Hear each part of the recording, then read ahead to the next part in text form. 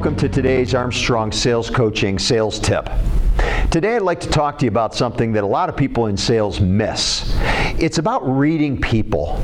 You know, behind me stands a chart, and you don't have to read it. It's not necessary to read the words, but there's a chart called DISC personality profiling. And if you look online, it's something that you can find a lot about.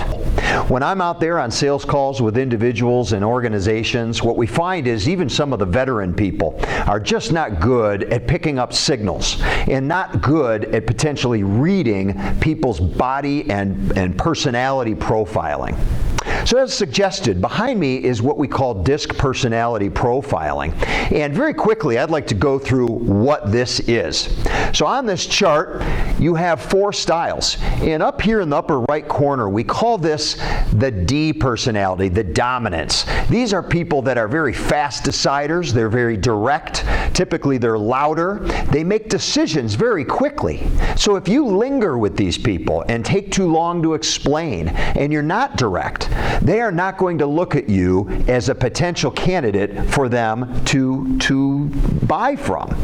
So what we want to do is be as much like them as we can be. Be direct. Be a little more forceful. Give them a firm handshake.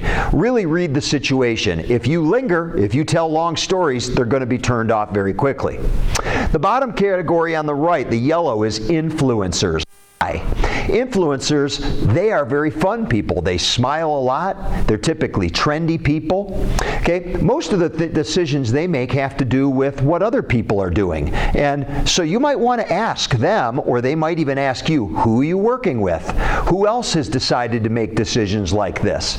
Everything they do is about fun, humor, and people orientation. So again, if you're not that way, you might struggle with them. The good news is that they are also typically fast deciders.